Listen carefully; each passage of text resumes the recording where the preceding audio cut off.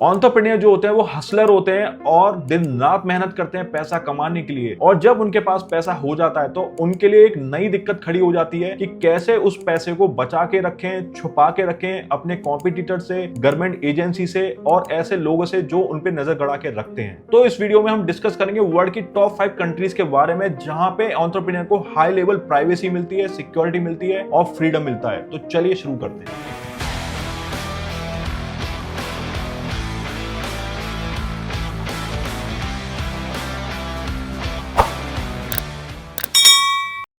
ऐसा ही क्यों है, जब कोई भी एंटरप्रेन्योर या अल्ट्रा रिच बिजनेसमैन कोई भी कंपनी बनाता है तो उसके लिए प्राइवेसी बहुत ज्यादा मैटर करती है। इसके पीछे सबसे बड़ा रीजन ये है कि कोई भी एंटरप्रेन्योर अपना शेयर होल्डर का डिटेल्स, डायरेक्टर डिटेल्स नहीं बताना चाहता, वो कॉन्फिडेंशियल रखना चाहता है। दूसरा, जो भी उसके फाइनेंशियल्स हैं, कितना पैसा पड़ा है, क्या बैलेंस शीट है, कितने एसेट हैं फाइनेंशियल स्टेटमेंट के अंदर, उसको भी वो डिस्क्लोज नहीं करना चाहता। तीसरा बड़ा फैक्टर ये होता है कि उसके जो भी एसेट्स हैं उस कंपनी के अंदर वो प्रोटेक्ट रहे, चाहे कल को उसकी वाइफ एलिमनी मांगे, जैसे कि भाई अभी आपने सुना ही होगा कि जेफ बेजोस से मांग लिया या बिल गेट्स से मांग लिया, तो एसेट प्रोटेक्शन भी अपने आप में एक बड़ा फैक्टर हो जाता है। चौथा बड़ा फैक्टर है टैक्स एफिशिएंसी। ऑब्वियसली आप इतना बड़ा पैसा पार करोगे तो आपके लिए ये भी बड़ी चीज हो जाती है कि आप उसको टैक्स फ्री रखना चाहते हो। और पांचवा फैक्टर होता है कि protection against over regulation and law suits. तो हम इस वीडियो में डिस्कस करेंगे कौन सी टॉप 5 कंट्रीज हैं जहां पे आप अपनी कंपनी सेटअप कर सकते हैं और आपको बेस्ट लेवल ऑफ प्राइवेसी मिलती है। तो ये जो वर्ल्ड की टॉप 5 प्राइवेसी कंट्रीज हैं, इसको मैंने जो सिलेक्ट किया है वो इस फैक्टर्स के बेसिस पे किया है। पहला है कि बैंकिंग का कितना फ्रीडम है।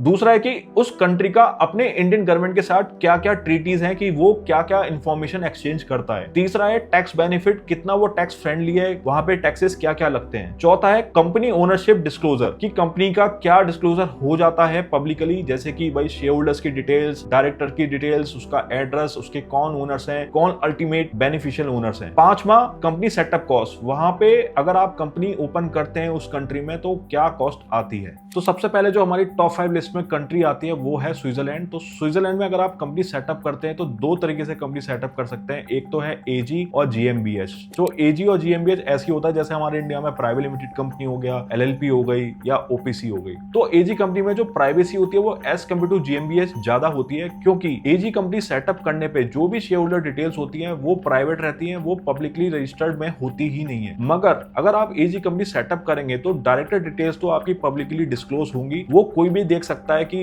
इस कंपनी के अंदर कौन डायरेक्टर्स हैं और कौन ऑपरेट कर रहे हैं। तो मोटा मोटा इसका मतलब ये है कि जो अल्टी बेनिफिशियल ओनर है वो किसी को नहीं पता लग पाएगा कौन है स्विट्जरलैंड कंपनी के, बट ये जरूर पता लग जाएगा कि इस कंपनी को ऑपरेट कौन कर रहा है, इस कंपनी के डायरेक्टर कौन है। और जब ऐसे सेफ्टी की बात आती है तो स्विट्जरलैंड अपने आप में वर्ल्ड का मोस्ट पॉलिटिकल स्टेबल कंट्री है और इसने कभी भी किसी वर्ल्ड वॉर में पार्टिसिपेट नहीं किया, चाहे वर्ल्ड वॉर 1 हो, 2 हो, और मुझे नहीं लगता वर्ल्ड वॉर 3 में भी करेगा। और तो स्विट्जरलैंड वर्ल्ड फेमस है अपने स्ट्रॉन्ग बैंकिंग सिस्टम के लिए। कॉस्ट की जब बात आती है तो देखिए, अगर आपको स्विट्जरलैंड में एजी कंपनी सेटअप करनी है तो आपको कम से कम 12,000 से लेके 15,000 स्विस फ्रैंक आपको खर्च करने पड़ेंगे। एंड जब आप कंपनी सेटअप करेंगे तो उसकी मिनिमम जो शेयर कैपिटल होती है 1 लाख स्विस फ्रैंक होती है, एंड उसमें से आपको 50,000 स्विस फ्रैंक आपको as a paid up capital रखना ही पड़ेगा जब आपका बैंक अकाउंट ओपन हो जाएगा। देयरफॉर अगर आप कंपनी सेटअप करने का सोच रहे हैं तो मिनिमम 50,000 शेयर कैपिटल आपको डिपॉजिट करनी है, इतना आपके हाथ में होना चाहिए, and plus 15,000 as a professional fee और एज अ गवर्नमेंट फी आपकी चली जाएगी कंपनी सेटअप करने में। ऑब्वियसली आपने इतना पैसा खर्च करा है तो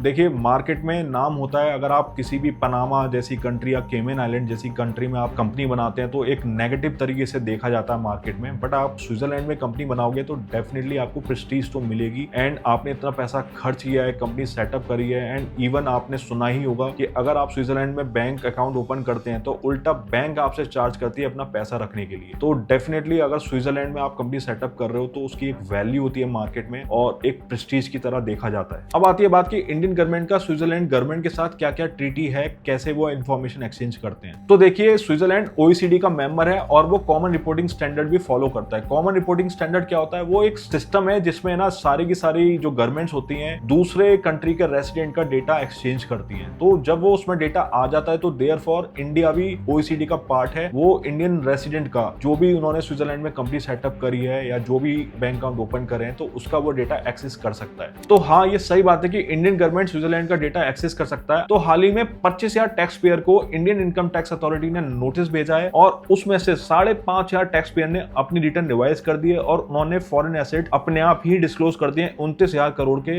एंड करीबन 1,090 करोड़ की इनकम भी डिक्लेयर कर दी है। तो ये मैंने नोटिफिकेशन का सर्कुलर डिस्क्रिप्शन में डाल दिया, आप खुद देख सकते हैं। तो आप सोच रहे होंगे कि भाई प्राइवेसी तो अब कोई रही नहीं स्विट्जरलैंड में, तो मेरी ये टॉप 5 की लिस्ट में क्यों आ गया। देखो स्विट्जरलैंड को रखना बहुत जरूरी था, अगर मैं नहीं रखता तो आप बोलते कि भाई स्विट्जरलैंड को तो छोड़ दिया, क्योंकि आपने मूवीज में देखा होगा कि भाई जो भी अल्ट्रा रिच पीपल्स होते हैं वो सारे के सारे स्विट्जरलैंड में ही अपना कंपनी सेटअप करते हैं, वहीं पर ही अपना बैंक अकाउंट ओपन करते हैं, उसमें सारा पैसा रखते हैं। तो देखिए वो बात सस्ती एक वक्त तक, बट अब नहीं है। स्विट्जरलैंड का ट्रीटी है इंडियन गवर्नमेंट के साथ, सारा इंफॉर्मेशन एक्सचेंज हो रहा है। इवन इंडियन गवर्नमेंट तो खुद मानना है कि हाँ हमारे को इन्फॉर्मेशन मिल चुकी है और हम नोटिस भी सेंड कर रहे हैं। तो आज की डेट में नहीं रहा है। हाँ अगर आप इस पर्सपेक्टिव से सोच रहे हो कि जो बैंकिंग है वहां की स्टेबल है, बिल्कुल स्ट्रॉन्गेस्ट मानी जाती है पूरे वर्ल्ड में, एंड स्विट्जरलैंड जो है वो एक न्यूट्रल कंट्री है, कभी भी किसी भी वॉर में पार्टिसिपेट नहीं करता और उसकी जो पॉलिटिकल स्टेबिलिटी है वो भी हाईएस्ट है अक्रॉस दी वर्ल्ड। तो यस स्विट्जरलैंड सेफ्टी पर्सपेक्टिव से तो बहुत अच्छा कंट्री है आज की डेट में, बट प्राइवेसी पर्सपेक्टिव से अब नहीं रहा। स्विट्जरलैंड टैक्सेशन की बात करें तो देखिए वहां पे 2 लेयर सिस्टम है। तो पहला टैक्स लगता है फेडरल टैक्स और दूसरा लगता है कम्युनल टैक्स। तो फेडरल टैक्स एक कॉमन है स्विट्जरलैंड के अंदर जो कि है 8.5% एंड जो कम्युनल टैक्स है वो हर सिटी का अलग अलग है। तो जैसे कि वहाँ एक जुक सिटी है, वहाँ पे जो टैक्सेशन है वो 12.5% है जो कि लोएस्ट है, और बाकी सिटीज में तो जो कम्युनल टैक्सेशन है वो थोड़ा ज्यादा ही है। तो बॉटम लाइन ये है कि आपके लिए एक सेफ्टी प्रायोरिटी है, स्टेबिलिटी प्रायोरिटी है और आपको एक स्ट्रॉन्ग बैंकिंग सिस्टम चाहिए तो आप स्विट्जरलैंड को ऑप्ट कर सकते हैं। सेकंड हमारी लिस्ट में कंट्री आता है यूएई। तो अगर आप दुबई में या और किसी एमिरेट्स में अपनी कंपनी सेटअप करते हैं तो आपका जो भी शेयर होल्डर डिटेल्स है वो डिस्क्लोज नहीं होगा, वो पब्लिक होता ही नहीं है। और इसके साथ साथ जो डायरेक्टर की डिटेल्स होती है, मैनेजर की डिटेल्स होती है, वो भी पब्लिकली डिस्क्लोज नहीं होती। ये सिर्फ गवर्नमेंट को ही पता होता है कि ये कंपनी जिसने सेटअप करी है वो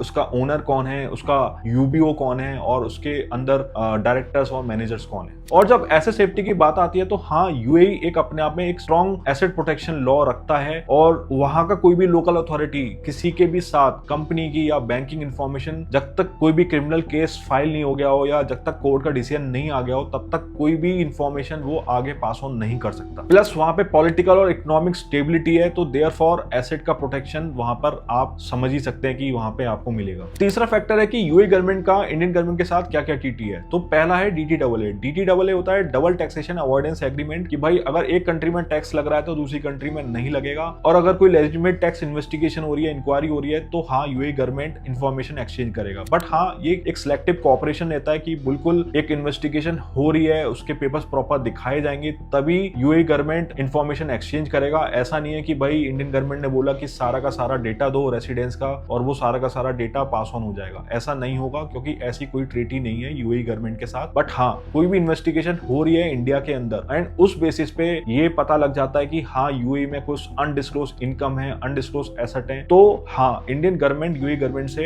इंफॉर्मेशन मांग सकती है एंड यूएई गवर्नमेंट ऑब्लिगेटरी है, उसको ये डेटा देना पड़ेगा। तो देखा जाए as compare to Switzerland, UAE government का थोड़ा सा सिलेक्टिव और कंट्रोल्ड कोऑपरेशन है इंडियन गवर्नमेंट के साथ जब इंफॉर्मेशन एक्सचेंज करने की बात आती है। तो अगर आपको यूएई में कंपनी सेटअप करनी है तो जो कॉस्ट आती है वो करीबन 6000 एडी तक आ जाती है। अगर आपके पास ऑलरेडी वीजा है या आपको वीजा नहीं चाहिए, एमिरेट्स आईडी नहीं चाहिए, एंड अगर आपको वीजा चाहिए, एमिरेट्स आईडी चाहिए बैंक अकाउंट ओपनिंग के लिए, तो कॉस्ट आपकी 14,000 से लेके 20,000 एडी तक आ जाती है। अगर कैपिटल रिक्वायरमेंट की बात आती है तो यूएई के अंदर काफी फ्री जोन्स है जहां पे मिनिमम पेड अप कैपिटल रखनी नहीं है, जैसे कि हो गया इफ्जा, मैदान, राकेश। एंड कुछ ऐसी फ्री जोन्स है जहां पे पेड अप कैपिटल रखना जरूरी है, जैसे कि हो गया डीएमसीसी। तो डीएमसीसी जो मिनिमम पेड अप कैपिटल लेता है वो 50,000 एडी लेता है। आपको इतना कैपिटल रखना पड़ेगा तभी आप कंपनी सेटअप कर सकते हैं। अब आती है कॉर्पोरेट बैंक अकाउंट ओपन करने के बाद आपने यूएई में कंपनी सेटअप करी है और आपको फिर बैंक अकाउंट ओपन करना है, तो हाँ एज कंपेरेटिवली स्विट्जरलैंड यहाँ पे बैंक अकाउंट ओपन करना आसान है और यहाँ की बैंक भी कोई मिनिमम बैलेंस नहीं मांगती जो आपको मेंटेन करना है बैंक अकाउंट ओपन करने के लिए। तो हाँ आप बैंक अकाउंट ओपन भी आप आसानी से कर सकते हो यूएई के अंदर। टैक्सेशन की बात आती है तो देखिए यूएई के अंदर 0% कॉर्पोरेट टैक्स है अगर आपका जो टर्नओवर है 3 मिलियन तक है,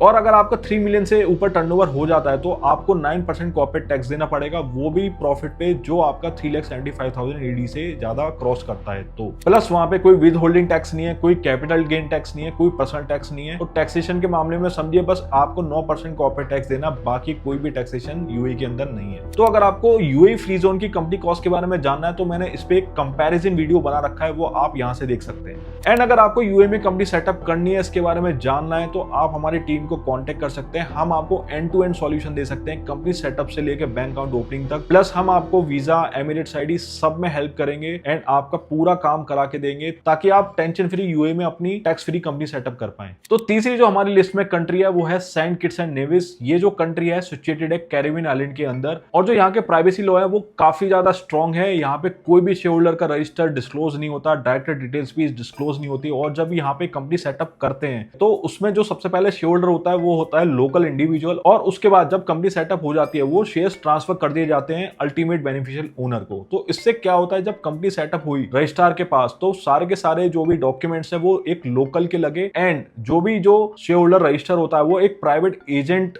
मेंटेन करता है और उस पे लिखा जाता है कि अल्टीमेट बेनिफिशियल ओनर कौन है। तो देयरफॉर गवर्नमेंट तक को नहीं पता होता कि अल्टीमेट बेनिफिशियल ओनर कौन है, और उसके जो शेयर ट्रांसफर होते हैं वो एज अ बियर शेयर होते हैं। तो ये एक शेयर सर्टिफिकेट होता है जिसमें शेयर होल्डर की सारी डिटेल लिखी जाती है कि वो कितने कंपनी के शेयर होल्ड करता है और किस डेट को उसने परचेस किए थे और किस वैल्यू पे परचेस किए थे। तो ये अगर वो आगे सेल करता है तो वो भी लिखा जाएगा कि भाई अब जो नेक्स्ट उसका बायर है शेयर्स का वो कौन है, उसने कितने वैल्यू पे शेयर परचेस करें और किस डेट पे परचेस करें। तो बियर शेयर एक इस तरीके से काम करता है, मान के चलो कि आपने एक प्रॉपर्टी खरीदी और आप आगे जाके जब बेच रहे हो तो आप स्टैंप ड्यूटी को अवॉइड करने के लिए आप पावर अटॉर्नी पे ट्रांसफर कर रहे हो। जब आपने पावर अटॉर्नी पे ट्रांसफर किया, वो भी आगे पावर अटॉर्नी पे ट्रांसफर कर रहा है, तो एक आपने एक पैरेलल चैनल बना लिया और जिसमें आप रिकॉर्ड में रख रहे हो प्राइवेटली कि हाँ ये अब इसका अल्टीमेट ओनर कौन है। तो सिमिलरली बियर शेयर में क्या होता है कि गवर्नमेंट के पास नई इंफॉर्मेशन जा रही है बट शेयर्स जो है आगे ट्रांसफर होते जा रहे हैं अल्टीमेट बेनिफिशियल ओनर को। तो देखिए जो बियर शेयर वाली फैसिलिटी थी, ना ही ये स्विट्जरलैंड में अवेलेबल है और ना ही ये यूएई में अवेलेबल है। ये सिर्फ सेंट किट्स में ही अवेलेबल है जहां पे बियर शेयर आप ट्रांसफर कर सकते हो। एंड अगर आपको सेंट किट्स में अपनी कंपनी सेटअप करनी है तो इसमें कोई भी ऐसी रेस्ट्रिक्शन नहीं है कि आपको लोकल डायरेक्टर अपॉइंट करना ही पड़ेगा। एंड इसके अलावा अगर आप सेंट किट्स में कंपनी सेटअप करते हो, कोई भी एनुअल फाइलिंग करने की जरूरत नहीं है, कोई भी फाइनेंशियल्स आपको रिपोर्ट करने की जरूरत नहीं है एनुअल बेसिस पे कि भाई आपकी कंपनी के अंदर क्या चल रहा है। सब कुछ प्राइवेट होगा, किसी भी अथॉरिटी को आपको कुछ भी डिस्क्लोज करने की जरूरत नहीं है, कोई भी आपसे नहीं मांगेगा क्या फाइनेंशियल्स हैं उस पर्टिकुलर कंपनी के।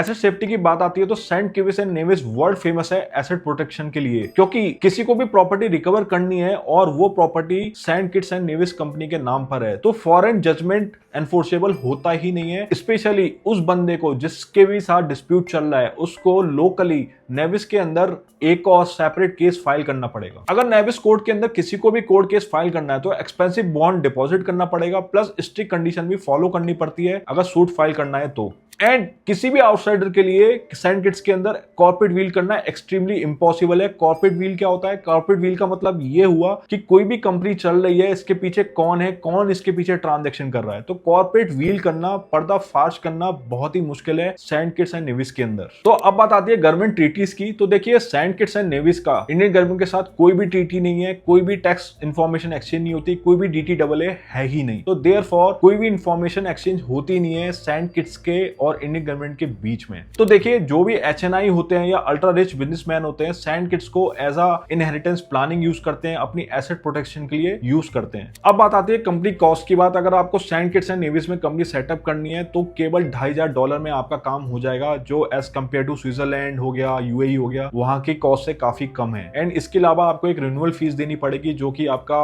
दोबारा से $1,500 तक आ जाता है, जिसमें आपका रिन्यू होता रहेगा। और वहां पे कोई फाइलिंग की तो जरूरत है नहीं, कोई भी एनुअल फाइलिंग नहीं होती, कोई भी टैक्स फाइलिंग्स नहीं होती, तो उसकी कोई कॉस्ट लगेगी नहीं। तो ये हो गया कॉस्ट के बारे में। तो बात रही कैपिटल की, वहां पे कोई मिनिमम कैपिटल रिक्वायरमेंट नहीं है, सिर्फ आप $1 के साथ भी अपनी कंपनी सेटअप कर सकते हो।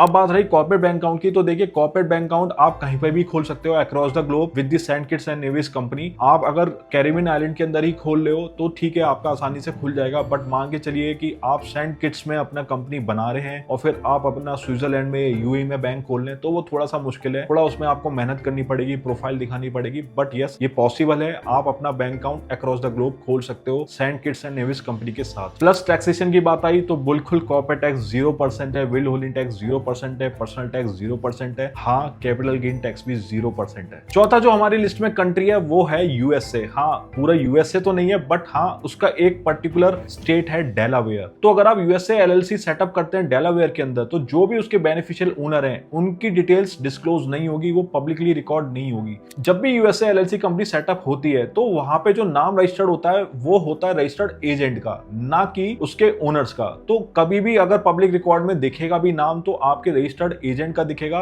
बेनिफिशियल ओनर का नहीं दिखेगा। बात आती है एसेट सेफ्टी की, तो पूरे यूएसए में डेलावेयर ही है जो हाईएस्ट सिक्योरिटी प्रोवाइड करता है एसेट प्रोटेक्शन के मामले में। तो देखिए फ्यूचर में कोई भी डिस्प्यूट होता है, कोई भी ऑब्लिगेशन आती है यूएसए एलएलसी के ऊपर, तो वो प्रोटेक्ट करता है मेंबर के पर्सनल एसेट्स को। प्लस जो डेलावेयर के लॉज है वो लॉ सूट फ्रेंडली है, और जो उनके कोर्ट्स होते हैं ज्यादातर वो कॉर्पोरेट को ही फेवर करते हैं। आपने डेलावेयर के कोर्ट ऑफ चेंचुरी के बारे में तो सुना ही होगा कि ये अपने आप में एक मोस्ट कंसिस्टेंट कोर्ट माना जाता है। जो भी ये एक बार डिसीजन दे देता है एक मैटर पे, तो उसका डिसीजन डेकेड तक वही चलता है। इंडिया की तरह नहीं है कि भाई इंडिया में एक मैटर पे डिसीजन किसी के फेवर में आ गया और सेम मैटर पे जब फ्यूचर में डिसीजन हुआ, सूट फाइल हुआ, तो वो बिल्कुल अपोजिट ही हो गया। तो अगर डेलावेयर में कोई भी कंपनी सेटअप करता है एसेट प्रोटेक्शन के लिए, तो उसको पहले से ही पता होता है कि अगर फ्यूचर में कोई डिस्प्यूट हुआ, कोई भी उसके ऊपर केस फाइल हुआ, तो उसका क्या डिसीजन आने वाला है, क्योंकि उसको पहले से पता होता है कि जो मैं करने जा रहा हूं अगर गलत है तो ऑब्वियस सी बात है एसेट प्रोटेक्शन नहीं मिलेगी, और उसके हिसाब से ठीक है क्योंकि सेम लैंडमार्क जजमेंट पहले ही पास हो चुका है सेम सब्जेक्ट मैटर पे, तो डेफिनेटली उसको एसेट प्रोटेक्शन मिलेगी, कभी भी वो रिवर्स डिसीजन नहीं होगा डेलावेयर के कोर्ट के थ्रू। तो जब गवर्नमेंट ट्रीटी की बात आती है तो आपको पता ही होगा कि यूएस गवर्नमेंट का इंडियन गवर्नमेंट के साथ ट्रीटी तो है ही, डबल टैक्स अवॉइडेंस एग्रीमेंट है, और एक एक्सचेंज ऑफ इन्फॉर्मेशन एग्रीमेंट भी है जिसमें सारी इन्फॉर्मेशन एक्सचेंज होती है। प्लस यूएसए जो है ओईसीडी का कॉमन रिपोर्टिंग स्टैंडर्ड को फॉलो नहीं करता, उसका खुद का एंटी मनी लॉन्ड्रिंग और टैक्स इवेजन का लॉ है फटका नाम से, वो उसको फॉलो करता है और उसके बेसिस पे इन्फॉर्मेशन एक्सचेंज करता है डिफरेंट कंट्री के साथ। कंपनी सेटअप कॉस्ट की बात आती है तो देखिए यूएसए में एलएलसी कंपनी सेटअप करना काफी सस्ता है, केवल आप $300 में अपनी कंपनी सेटअप कर सकते हो। एंड प्लस यूएसए में कॉर्पोरेट बैंक अकाउंट ओपन करने की बात आती है तो वहां पे बैंक अकाउंट ओपन करना काफी आसान है, आपको यूएसए भी नहीं जाना, आप रिमोटली वहां पे अपना बैंक अकाउंट ओपन कर सकते हो। बस आपको EIN चाहिए और अपना सर्टिफिकेट ऑफ इनकॉर्पोरेशन चाहिए। आपको अगर यूएसए में बैंक अकाउंट ओपन करना है तो मैंने डिस्क्रिप्शन में लिंक डाल दिए हैं, आप वहां से साइन अप कर सकते हो और अपना कहीं पे भी बैठ के अपना यूएसए बैंक अकाउंट ओपन कर सकते हो। प्लस यूएसए के अंदर कोई भी कैपिटल रिक्वायरमेंट की जरूरत नहीं है, तो आप मिनिमम $1 के अंदर भी अपनी कंपनी सेटअप कर सकते हो। टैक्सेशन की बात आई तो देखिए यूएसए में भी 2 लेयर टैक्स सिस्टम है, वहां पे फेडरल टैक्स लगता है और फिर स्टेट टैक्स लगता है। तो स्पेशली डेलावेयर में कोई भी स्टेट टैक्स नहीं है, वो टैक्स हेवन स्टेट है। एंड उसके बाद आपको फेडरल टैक्स तो देना ही पड़ेगा जो कि है 21%, वो आपको प्रॉफिट पे देना पड़ता है यूएसए के अंदर, चाहे आप किसी भी स्टेट में अपनी कंपनी सेटअप करें तो। मगर आप यूएसए में भी अपना फेडरल टैक्स 21% बचा सकते हो, क्योंकि यूएसए में एक सिस्टम है पास थ्रू टैक्सेशन का, जो ये कहता है कि आप सारी की सारी इनकम एलएलसी की वो आप पास थ्रू कर सकते हो अपने मेंबर्स को, अपने ओनर्स को। मान के चलिए अगर वो ओनर्स टैक्स हेवन कंट्री में बैठा है तो सारी की सारी इनकम उसकी टैक्स फ्री हो जाएगी। तो इस पे मैंने डिटेल वीडियो बनाया है, आप यहां से देख सकते हो। तो बॉटम लाइन ये है कि अगर आपको सस्ते में ऐसी कंपनी सेटअप करनी है जहां पे प्राइवेसी हो, वहां पे एसेट प्रोटेक्शन हो, तो आप डेलावेयर यूएसए को ऑप्ट कर सकते हो। पांचवा हमारी जो लिस्ट में कंट्री है वो है पनामा। पनामा अपने आप में वेरी हाई प्राइवेसी कंट्री माना जाता है। यहाँ पे शेयर होल्डर की डिटेल निकालना, डायरेक्टर की डिटेल निकालना नेक्स्ट टू इम्पॉसिबल है, क्योंकि इसका जो रजिस्टर्ड होता है कंपनी सेटअप करने के बाद वो प्राइवेटली मेंटेन करा जाता है, गवर्नमेंट के पास रजिस्टर होता नहीं है, जैसे कि मैंने आपको Saint Kitts and Nevis company में बताया था। एसेट प्रोटेक्शन की बात है तो हाँ, यहाँ पर भी स्ट्रॉन्ग एसेट प्रोटेक्शन लॉज हैं इन फेवर ऑफ ओनर्स। अगर कोई भी फॉरेन जजमेंट आती है ओनर के अगेंस्ट तो डायरेक्टली एनफोर्सेबल नहीं होगी पनामा कंपनी पे, उसको लोकली पनामा के अंदर भी एक केस फाइल करना पड़ेगा एंड उसके बाद ही उसको रिकवरी होगी जो भी कंपनी के अंदर एसेट है। गवर्नमेंट ट्रीटी की बात करें तो देखिए पनामा का इंडिया के साथ कोई भी DTAA तो नहीं है, डबल टैक्स अवॉइडेंस एग्रीमेंट नहीं है, बट पनामा OECD का कॉमन रिपोर्टिंग सिस्टम तो फॉलो करता ही है। तो देयरफॉर जो भी फॉरेन रेसिडेंट्स की सारी इंफॉर्मेशन है वो कॉमन रिपोर्टिंग सिस्टम में वो अपलोड तो करता ही है। तो देयरफॉर कहीं ना कहीं इंडियन गवर्नमेंट को इंफॉर्मेशन एक्सचेंज होती है directly indirectly. Company setup cost की बात आती है तो देखिए पनामा में कंपनी सेटअप करने के लिए आपको $4,000 to $5,000 आपको कॉस्ट लग ही जाएगी। एंड वहां पे मिनिमम ऑथराइज शेयर कैपिटल आपको $1,000 रखनी होती है। But paid up share capital कोई भी रिक्वायरमेंट नहीं है, आप मिनिमम 0 से भी स्टार्ट कर सकते हो। पनामा में कॉर्पोरेट बैंक अकाउंट ओपन करना थोड़ा सा मुश्किल है। अगर आप कोई भी लोकल पनामा बैंक से अपना बैंक अकाउंट ओपन करना चाहते हैं तो आपको पूरी प्रोफाइल दिखानी पड़ेगी, आपको स्टैब्लिश बिजनेस दिखाना पड़ेगा, तभी वहां की लोकल बैंक्स आपका बैंक अकाउंट ओपन करेगी। हाउएवर अगर आपको पनामा कंपनी सेटअप करके बैंक अकाउंट ओपन करना है तो बाकी कंट्रीज ये फैसिलिटी प्रोवाइड करती हैं, जैसे कि हो गया सिंगापुर, यूएसए, स्विट्जरलैंड। तो यहाँ पे आप अपना बैंक अकाउंट ओपन कर सकते हैं पनामा कंपनी सेटअप करके। अगर टैक्सेशन की बात करें तो देखिए पनामा में कोई भी कॉर्पोरेट टैक्स नहीं है, कोई भी विदहोल्डिंग टैक्स नहीं है, कोई भी डिविडेंड टैक्स नहीं है, इवन वहां पे वैट टैक्स भी नहीं है अगर आपकी सारी की सारी ऑफशोर इनकम है तो देखो प्राइवेसी का मतलब यही नहीं होता कि आप अपनी वेल्थ को हाइड करना चाहते हो, बट इसका मतलब ये भी है जो भी आपने मेहनत की कमाई करी है उसको आप प्रोटेक्ट करना चाहते हो गलत नजरों से। एंड राइट कंट्री चूज करना ये बहुत ही एक इंपॉर्टेंट रोल होता है, और वो डिपेंड करता है बहुत सारी चीजों पे कि आप क्या प्राइवेसी का परसेप्शन लेना चाहते हो, क्या सेफ्टी लेना चाहते हो, क्या आपका टैक्सेशन फैक्टर है, और वगैरह वगैरह। तो देखिए ये सारी कंट्रीज हैं, और इसके अलावा भी कंट्रीज बहुत सारी हैं जहां पे आप कंपनी सेटअप कर सकते हो बेस्ड ऑन योर ऑब्जेक्टिव। अगर आपको कोई भी कंपनी सेटअप करनी है किसी भी कंट्री के अंदर तो आप हमारी टीम को कांटेक्ट कर सकते हो, हम आपको end to end solution provide कर सकते हैं। एंड अगर आपका कोई भी डाउट रह गया हो तो आप मुझसे लिंक्डइन में कनेक्ट कर सकते हो, एंड मैं आपका जरूर जवाब दूंगा। आप में से कुछ लोग हमारा वीडियो लगातार देखते हैं और हमको फॉलो करते हैं, उसके लिए थैंक यू सो मच।